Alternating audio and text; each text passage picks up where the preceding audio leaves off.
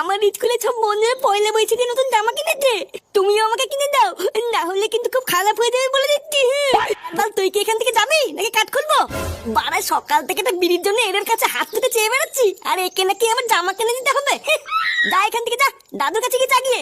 কেন দাদুর কাছে কেন দেবো? তুমি কি বাচ্চা বাবা হয়তো দেখে জামা কিনে দিতে পারো না? কি হয়েছে? যত বড় মুখ নেই তত বড় কথা, দেখবি জামা না কিনে দিলে কিন্তু আমি স্কুলে যাবো না বলে দিচ্ছি। যেতে হবে না, কালকের থেকে তোকে নতুন ছাত্র স্কুলে ভর্তি করে দেবো, তারপর বুঝবি কেমন লাগে।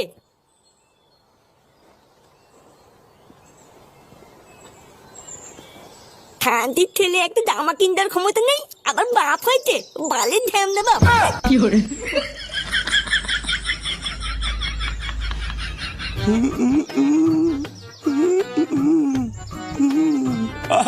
যত দিন যাচ্ছে মুখের জেলাটাও মনে হচ্ছে তত বেড়ে বেড়ে যাচ্ছে। পাড়া এখনো যদি ঠিকঠাক সেজে গুজে বেরোই, কেউ কি আমাকে দেখে বলতে পারবে যে আমার একটা নাতি আছে? না, যা দেখছি এখন থেকে নিজের যত্ন নিতে হবে। বলা কি যায়, যদি আর একটা নতুন মাল পটে যায়। কিন্তু এই চুলটা নিয়ে কি করি? এ তো পুরো উঠে ফাঁক হয়ে গেছে। দাদু, হ্যাঁ দাদু ভাই বলো। এমন করলে কিন্তু আমি বাড়িতে থাকবো না বলে দিলাম। ওমা, সে কি কথা? বাড়িতে থাকবো না কেন?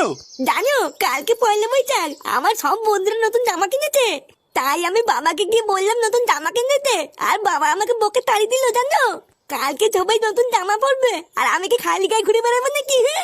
আরে দাদু ভাই, তুমি এত চিন্তা করছো কেন? তোমার বাবা দেয়নি তাতে কি, আমি তো আছি নাকি? ও নিজেই 3 বেলা আমার ঘাড় ভেঙে খাচ্ছে, ও আর তোমার জামা কি করে কিনে দেবে?